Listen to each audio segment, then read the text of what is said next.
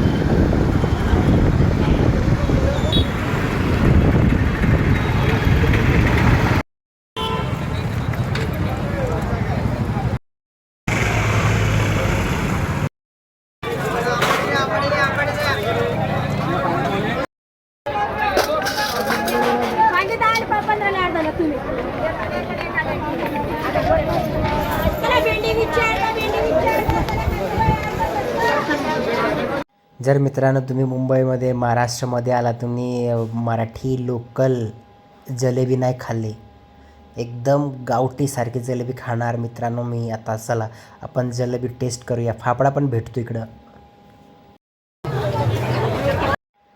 दोस्तों ऐसा कब होता है पता है, जब कोई अपनी पूरी उम्र जी लेता है, जब कोई अपनी एक सही उम्र पे मरता है ना, तब अक्सर ऐसे बैंड बाजों के साथ जीवन का अंतिम संस्कार किया जाता है. जब आने की खुशी में भी ढोल बाजे होते, फिर जाने की खुशी में भी ढोल बाजे होते दोस्तों. ऐसा ही कल्चर है हमारे यहाँ का.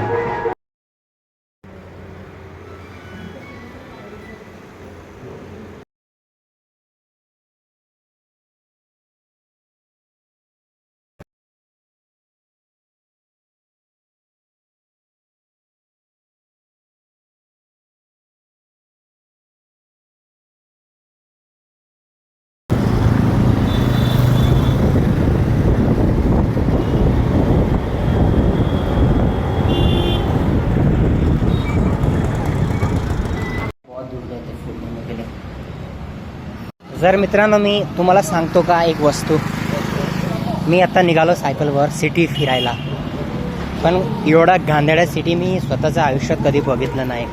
कुत्र्या मरलेला कुत्र्या रोडच्या बाजूला सडतायस असंच, आणि एक नाही 2-2, 3-3 बघितलंच मी. लोकांना जागरूकता नाही म्हणून तसं नाही आहे. इथं चांगलं सिस्टमॅटिक तरी काम होत नाही आहे.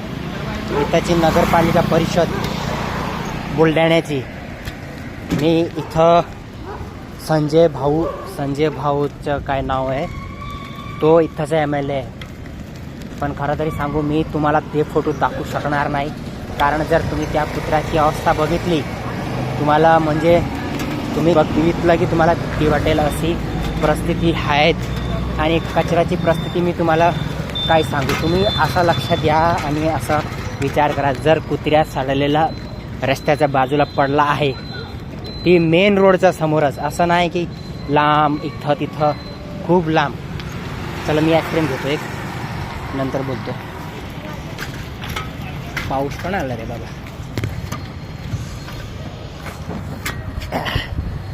पाऊस भी आ गया रे.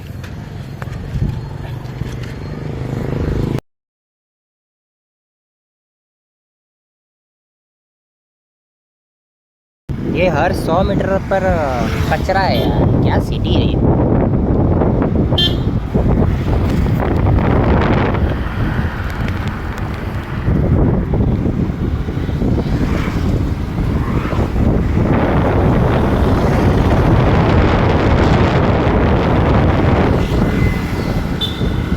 जय महाराष्ट्र. तर मित्रांनो मी परत आता ते कुत्र्या बघून आलो, तिथंच होतं ते कुत्र्यातून, आत्तापासून ते कुत्र्या तिथंच पडलं आहे. आत्ताही BMC आणि मुंबईची बुलढाण्याची नगरपालिका परिषदेचे काही कार्यकर्ता तिथं गेलं नाही त्याचं साफ करायला आणि त्याला उचलायला.